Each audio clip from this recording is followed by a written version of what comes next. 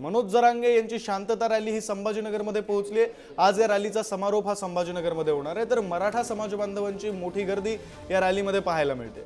तसंच मनोज जरांगे पाटील यांनी सरकारला दिलेला अल्टिमेटम सुद्धा आज संपलेला आहे, त्यामुळे या रॅलीनंतर मनोज जरांगे पाटील हे समाजाशी, मराठा समाजाशी नेमकं काय संवाद साधणार हे सुद्धा पाहणं महत्त्वाचं असणार आहे। तर जेसीबी मधून फुलांची उधळण करत मनोज जरांगे पाटील यांचं स्वागत हे ठिकठिकाणी केलं जातंय। मागच्या काही दिवसांपासून मनोज जरांगे पाटील हे मराठवाड्यामध्ये दौरा करत होते, रॅली करत होते आणि दर दिवशी ज्या जिल्ह्यातून रॅली निघत होती ती रॅली संपल्यानंतर त्या रॅलीचं रूपांतर हे एका सभेमध्ये होत होतं आणि ते संवाद साधत होते। तसंच काहीसं चित्र आज सुद्धा पाहायला मिळणार आहे। आणि या संदर्भात आमचे प्रतिनिधी सचिन जिरे फोन लाईनवरून जोडले गेलेले आहेत, आपण त्यांच्याशी बातचीत करूया। सचिन, आपण पाहतोय की मागच्या काही दिवसांपासून संपूर्ण मराठवाड्यात मनोज जरांगे पाटील यांना मोठा प्रतिसाद मिळतोय।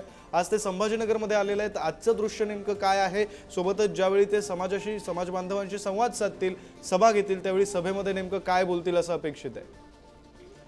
विक्रांत, जर पाहिलं तर आजचं चित्र हे भूतो न भविष्य अशा पद्धतीचं चित्र आहे। छत्रपती संभाजीनगर मध्ये मोठ्या प्रमाणात मराठा बांधव हे रस्त्यावर आलेले आहे। साधारण जर आपण केंब्रिज चौक ते क्रांती चौक हा मार्ग जर रॅलीचा पाहिला तर हा 12 किलोमीटरचा मार्ग आहे आणि त्या मार्गावरती संपूर्णतः भगवमय वातावरण झालेलं आहे। अक्षरशः पाय ठेवायला देखील जागा नाहीये, एवढ्या मोठ्या प्रमाणात मराठा बांधव हे या रस्त्यावरती आलेले आहे। जर आपण पाहिलं बाकी ठिकाणी फुलांची उधळण जेसीबीद्वारे केली जातं, मात्र छत्रपती संभाजीनगरकरांकडून उंट असतील, घोडे असतील, याद्वारे यांच्यावरून फुलांची, पुष्पांची उधळण छत्रपती संभाजीनगरमध्ये जरांगे पाटलांवरती केली जात आहे। संभाजीनगर खरं तर मोठा अनेक दिवसांपासून त्यांची वाट पाहत होतं, कुठल्या तरी कार्यक्रमानिमित्त त्यांनी इथं यावं आणि एखादा कार्यक्रम ठेवावा। मात्र मनोज जरांगे पाटील यांनी आता जी समारोप यात्रा आहे ती या ठिकाणी ठेवलेली आहे, त्यामुळे संभाजीनगरकर मोठ्या प्रमाणात उत्सुक आहेत त्यांच्या भाषण ऐकण्यासाठी। त्यामुळे आता ही रॅली पुढे पुढे मार्गस्थ होत आहे। छत्रपती संभाजीनगरमध्ये आता दाखल झाले, मात्र अजूनही रॅलीला सुरुवात अधिकृतपणे झाली नाही, कारण की अधिकृत रॅलीला सुरुवात ही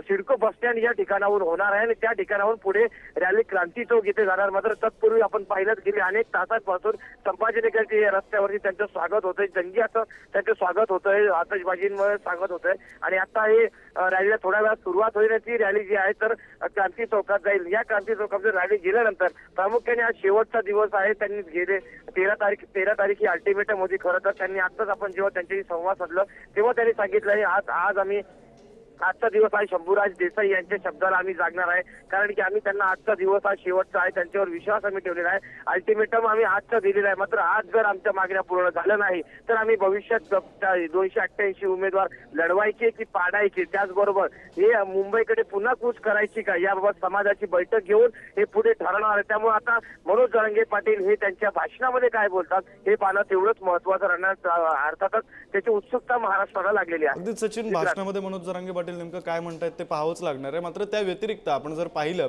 लोकसभेच्या निवडणुकीमध्ये मनोज जरांगे पाटील फॅक्टर चालला आणि त्याचा तोटा हा महायुतीला झाला असं आपण मराठवाड्यामध्ये पाहिलेलं आहे। त्या अनुषंगाने आता काय पाहायला मिळतं, म्हणजे मराठवाड्याचा त्यांचा दौरा झालेला आहे, विधानसभेच्या निवडणुकांवर याचा परिणाम होईल का? संभाजीनगरमध्ये याचा परिणाम होईल का? नक्कीच मराठवाड्यातल्या प्रत्येक विधानसभेमध्ये मनोज जरांगे पाटील आणि मराठा आरक्षण फॅक्टरचा हा प्रभाव नक्कीच जाणवेल, कारण की लोकसभा निवडणुकीमध्ये स्पष्टपणे त्याचा प्रभाव जाणवलेला आहे आणि विधानसभेत देखील ज्या ठिकाणी मनोज जरांगे पाटील जात आहेत त्या ठिकाणी भरभरून त्यांना प्रतिसाद मिळत आहे। मराठा समाज एकवटल्याचं चित्र प्रत्येक गल्लीबोळापासून तो मोठ्या शहरापर्यंत आपल्याला पाहायला मिळेल। छत्रपती संभाजीनगरचा हा जो रस्ता आहे, या रस्त्यावरून पहिल्यांदाच कुठला तरी नेता या ठिकाणी अशा पद्धतीने रॅली घेऊन जात आहे। हे कुठल्याही नेत्याला आजपर्यंत संभाजीनगरमध्ये जमलेलं नाही, कारण की सर्वात मोठा रस्ता संभाजीनगरचा मानला जातो, संभाजीनगरची लाईफलाईन मानली जाते आणि या रस्त्यावरून एवढ्या मोठ्या पद्धतीने शक्ती प्रदर्शन करत मनोज जरांगे पाटील हे पुढे जात आहे। त्यामुळे निश्चितच मराठवाड्यातल्या प्रत्येक मतदारसंघावर याचा प्रभाव पडणार आहे, कारण की मराठवाड्यातला केंद्रबिंदू समजल्यानं छत्रपती संभाजीनगरमध्ये एवढ्या मोठ्या प्रमाणात प्रतिसाद मिळताना आता मनोज जरांगे पाटील यांना पाहायला मिळत आहे। विक्रांत, निश्चित सचिन, तुम्ही जसं म्हणालात तसं ऐतिहासिक अशी ही रॅली निघालेली आणि याचे काय काय परिणाम होतात या संदर्भातले अपडेट्स तुमच्याकडून घेतच राहू। तुर्तास धन्यवाद दिलेल्या सविस्तर माहितीसाठी।